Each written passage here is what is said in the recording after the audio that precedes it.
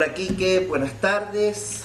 Bueno, contento acá con la visita tuya, siempre contento. Bueno, contanos un poquito la historia del vino o la fecha del vino que me estuviste comentando. Vamos a empezar un poco por la loca historia del vino, vamos a ponerle así como aquella película de la loca historia del mundo. Bueno, el vino empieza digamos, el descubrimiento de dónde puede provenir el vino, empieza en los montes Sagros, sobre la zona, digamos, de Irak, sobre Irán, sobre esa zona montañosa. Se cree que empieza digamos, a descubrirse los cepajes que habían en esa zona, una zona arenosa, arcillosa, donde, digamos, el tiempo era propicio para que pudiera darse lo que era el tema de vino, y también por lo primero que se empieza, que son las uvas, ¿no? ¿Qué pasa? Que son lugares desérticos, de buena amplitud térmica, que ha permitido tal vez, desde el comienzo de esto, la elaboración de uvas a la elaboración de vino, o sea, la creación de cepas a la elaboración de uva. El vino, yo digo siempre que el vino va acompañado con la historia.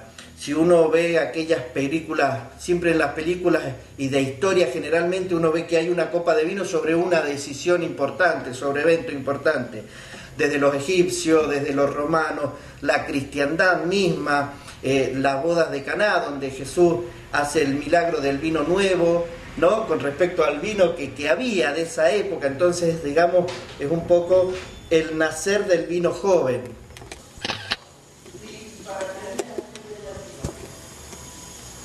Dale. Entonces, un poco esto de que el vino acompañó la historia, estábamos hablando de todo lo que era la cristiandad, desde lo que es la parte, ¿no?, de Jesús, donde está las bodas de Caná, el vino nuevo, el vino viejo. Jesús, la Virgen María le dice: nos quedamos sin vino, ¿qué puedo hacer yo?, dice Jesús, y dice la Virgen María: bueno, es la hora de tu primer milagro. En su primer milagro comienza ni más ni menos con el vino. Después se transforma el vino en la última cena, ¿no?, la sangre de Cristo. Entonces, por eso quería hablar un poco de lo que era la historia del vino, dónde comienza la historia del vino, cómo comienza. Se encontraron vasijas con 4.000, 5.000 años de antigüedad, en la cual el vino había quedado en una forma registrada que permitía que un poco descubrir dónde había nacido eso, ¿no?, que es la zona de Armenia, toda la zona asiática, digamos así.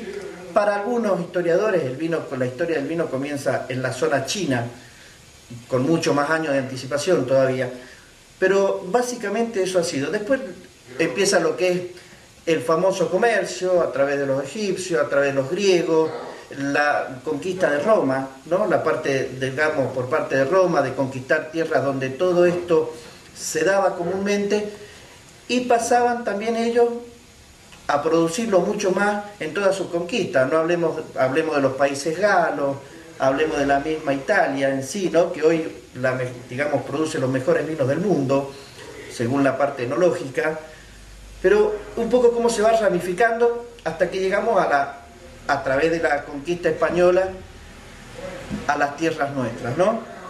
Un poco también la historia del vino habla de que en esa época, ¿qué pasaba?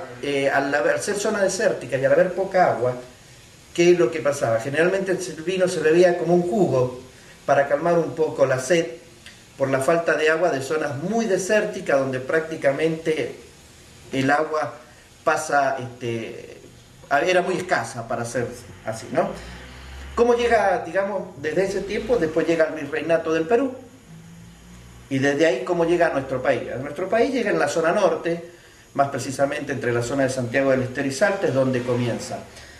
Quienes generalmente son, digamos, los que más aportan a esta historia del vino, los que más aportan a la historia del vino, son los españoles y los italianos, ¿no? Una franja que llega ahí, y de ahí un poco van llegando a la zona de Mendoza y San Juan, que es donde mejor adaptación lo toma esto.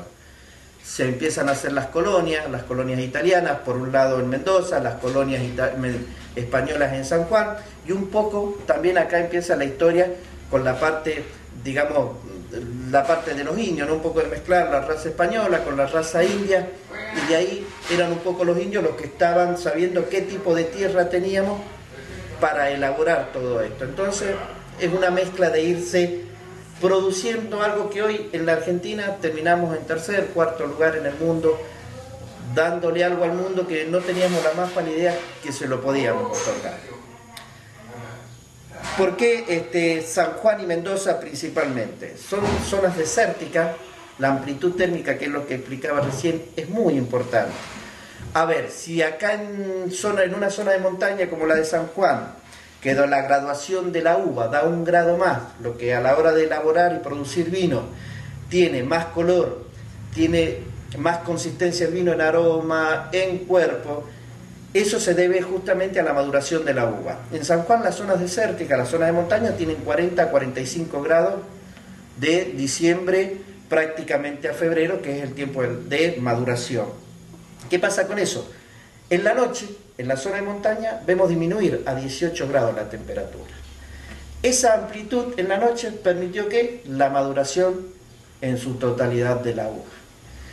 Y también un poco la zona de montaña, aunque no se crea, protege de muchos vientos. Vamos a ver que generalmente cerca de las montañas estamos rodeados en la mayoría de las fincas de álamo, que son un poco el cobertor. Hoy, bueno, ya se empezó a usar la malla antigranizo. Y lo otro que ha permitido cerca de la montaña y cerca de los brazos de los ríos, ya sea desde el Valle de Uco en Mendoza o la bajada del río San Juan, ha permitido que esa agua de riego, trayendo todo mineral que se puede encontrar en contacto con la piedra, lo que queda como residuo en el río, ha permitido que tenga un muy buen mineral y eso a su vez de la fortaleza que necesita. Por eso yo quería hablar un poco, y acá llegar a lo que es el 24 de noviembre, un día que para aquellos que amamos todo esto es un día fundamental, declarar al vino como bebida nacional. El vino es arte, el vino es cultura, el vino es reunión de familia, el vino está incluido en la canasta familiar. Fue una de las cosas por la cual se le dio motivo a que el 24 de noviembre de 2010 el vino fuera declarado bebida nacional. Uno se reúne en una mesa, hay vino, lo pruebe, lo primero que se empieza hablando del vino. Che, rico vino, está pesadito el vino. Empieza una charla por un vino, ¿no? Si uno ve a través de la historia, el vino pasó por todas las mesas, pasó desde las mesas donde estaba la época romana, los griegos, los egipcios, la cristiandad, después por los franceses, después por las guerras mundiales. Siempre. El vino sería un delator ideal para la historia. Sería el mejor contador de la historia de lo que pasó en el mundo, sería el vino. El mejor testigo en el mundo sería el vino.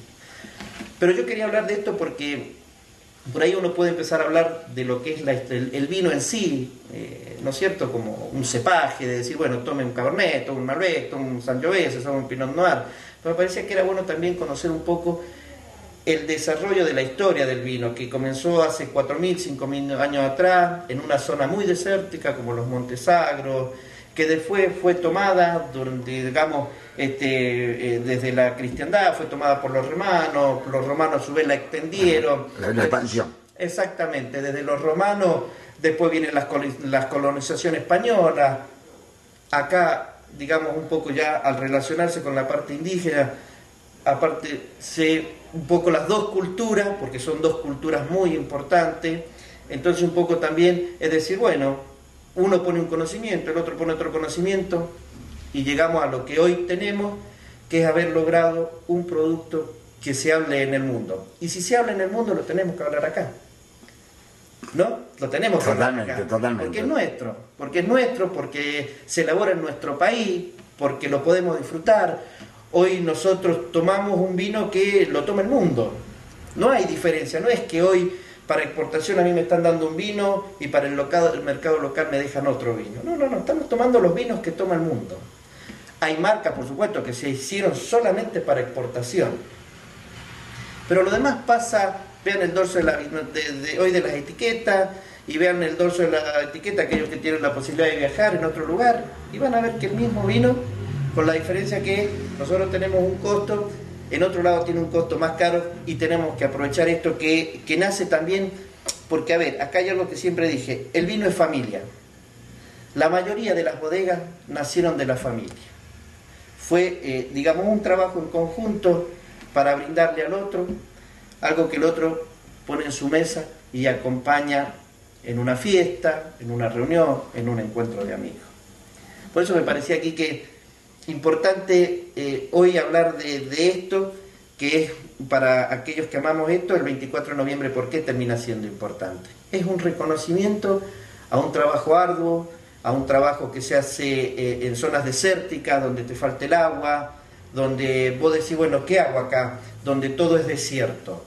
Con 45 grados de calor. 45 grados de calor, un poco el homenaje a aquellas personas que en las vendimias van y cosechan, y con esa cosecha va la familia a cosechar. Yo he tenido la oportunidad, a los 13, 14 años, había un solo sueldo en la casa, que era el de mi padre. Entonces, ¿qué hacíamos? Y llegaba febrero y era una buena opción porque venían los bailes de carnaval, porque empezaban la escuela y podíamos tener el zapatito mejor. Todo eso en poco tiempo era digno de ir a 2 a 3 cuadras, que quedaba una finca, ponerse la camisita de grafa, el viejo le hacía a uno el ganchito para poder colgar la gamela, poder cargar la gamela, subirse al camión, descargar la uva, le pusieron una fichita y el día sábado cobrar. Eso es lo que es bueno que conozca la gente, porque no es solo tomarlo, sino todo lo que se hace para llegar al producto final. Gente que en enero puede estar de vacaciones, está sumergida en las bodegas con 45 hoy a 50 grados de calor. Entonces, hoy sí tenemos la protección, pero en una caída de granizo, que es lo que ha pasado día atrás en Mendoza, termina tirando a lo mejor el 30-40% de la cosecha. Te hago una pregunta, la que quiera, con respecto a eso. Yo en una época estuve en Mendoza. Existía el famoso avioncito que tiraba el petardo. Exactamente, para romper las tormentas de granizo, exactamente. ¿Está permitido? Sí, está permitido. Lo permitieron porque, o sea, el tema de la malla antigranizo, que uno cuando va a ver los rollitos esos de color verde o color negro, que cuando vienen tormentas se abren automáticamente, porque eso está manejado por un sistema de computación, se abre y protege, no era suficiente. A ver, si a uno le cae una piedra así, es imposible por malla antigranizo de que la soporte. Entonces eso se hizo con la idea de romper las tormentas, que es lo que ha pasado el otro día, y la gente ya cuando siente el avioncito, siente que es para romper. Generalmente se está dando mucho en Mendoza. San Juan, gracias a Dios, en ese sentido hemos